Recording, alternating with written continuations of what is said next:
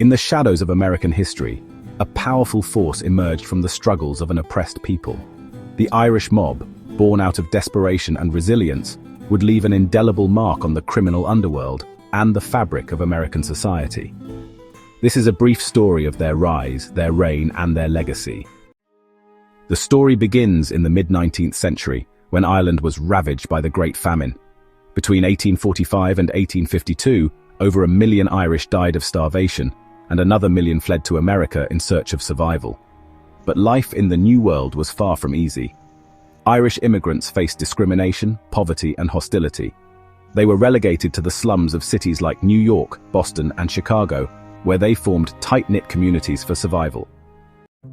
In the slums of Five Points, Manhattan, the Irish mob was born. Gangs like the Dead Rabbits, the Whyos, and the 40 Thieves emerged, fighting for control of territory and resources. These early mobsters were not just criminals, they were protectors of their communities, often providing food and security where the government failed. One of the first notorious Irish mobsters was John Morrissey, a bare-knuckle boxer and political enforcer.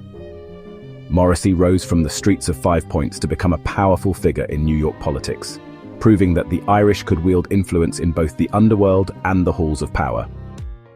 The Irish mob reached its zenith during Prohibition in the 1920s. With the ban on alcohol, organized crime became a lucrative business.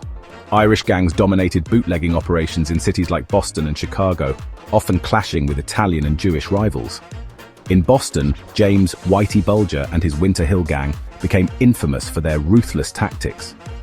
Though Bulger's reign came later, in the 1970s and 80s, he was part of a long line of Irish mobsters who controlled the city's underworld. In Chicago, Dion O'Banion, leader of the North Side Gang, waged a bloody war against Al Capone's Italian mob, culminating in his assassination in 1924. By the mid-20th century, the Irish mob's power began to wane. The rise of the Italian Mafia, increased law enforcement, and the assimilation of Irish Americans into mainstream society eroded their dominance. However, their legacy endured. Figures like Owney the Killer Madden, a Prohibition-era bootlegger, and George "Bugs" Moran, who famously survived the St. Valentine's Day massacre, became legends in the annals of crime. Even today, the Irish mob's influence can be seen in the cultural fascination with organized crime, from movies like Gangs of New York, Kill the Irishman, The Boondock Saints, and The Irishman, to British TV show Peaky Blinders and Brotherhood.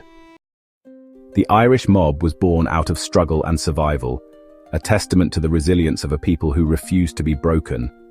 While their methods were often brutal, their story is undeniably woven into the tapestry of American history.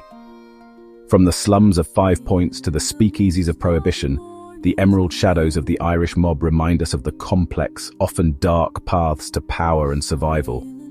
Thank you for watching, and if you want to see more videos like this, and other interesting and lesser-known facts about history, please subscribe and hit the bell icon to be notified when we upload a new video.